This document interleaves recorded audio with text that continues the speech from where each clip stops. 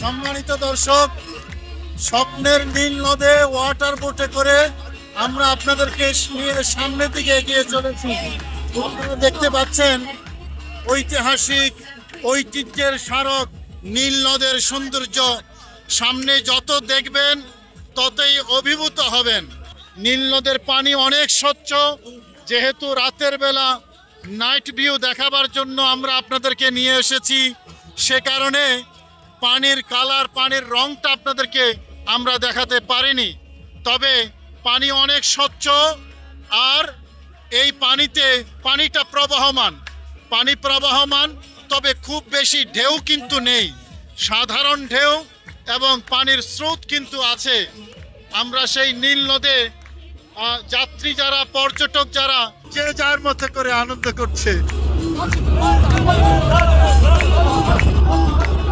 প্রিয় দর্শক, এই নীলনদকে ঘিরে মিশরের বিরাট অর্থনৈতিক চেইন তৈরি হয়েছে এবং এই অর্থনৈতিক চেইন শুধু আজকের আধুনিক মিশরেই নয়, বরং অতি প্রাচীন কাল থেকেই নীলনদ অত্র এলাকার অর্থনীতির অন্যতম ভিত্তি।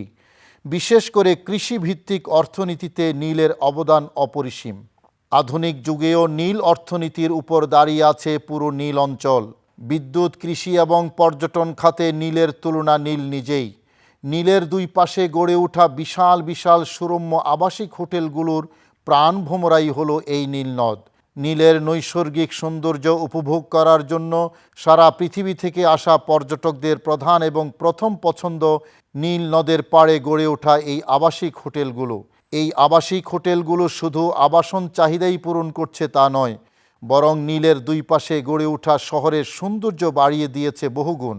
রাতের বেলা সেই আবাসিক হোটেলগুলোর দিকে তাকালেই চোখে এক স্বপ্নপুরীর অপরূপ চিত্তাকর্ষক সৌন্দর্য ভেসে ওঠে।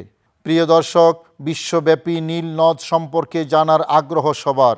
নীলকে মিশরের নীল নদ বলা হলেও নীল নদ কিন্তু শুধু মিশরেই নয়, বরং পৃথিবীর মোট 11টি দেশের মধ্য দিয়ে নীল নদ প্রবাহিত হয়েছে।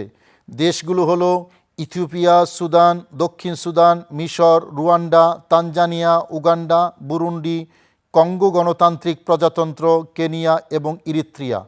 প্রিয় দর্শক, নীল নদ মূলত দুটি উপনদীর মিলিত প্রবাহ। তার মধ্যে আফ্রিকার ভিক্টোরিয়া হ্রদ থেকে প্রবাহিত ধারাকে হোয়াইট নীল বলা হয়, যা বুরুন্ডি, রুয়ান্ডা, উগান্ডার মধ্য দিয়ে প্রবাহিত হয়েছে। অন্য ধারাটি এসেছে ইথিওপিয়ার তানা হ্রদ থেকে, যাকে ব্লু নীল বলা হয়। এই নীল নদ আফ্রিকার মরুভূমি ও জনপদ অতিক্রম করে উত্তর দিকে প্রবাহিত হয়ে ভূমধ্য সাগরে গিয়ে পতিত হয়েছে।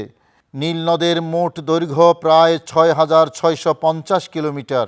এ কারণেই অনেকেই নীল নদকে পৃথিবীর দীর্ঘতম নদী বলে থাকেন। তবে নীল নদ মিশরে ঢুকেই মূলত তার নান্দনিক সৌন্দর্যের রূপ পেয়েছে।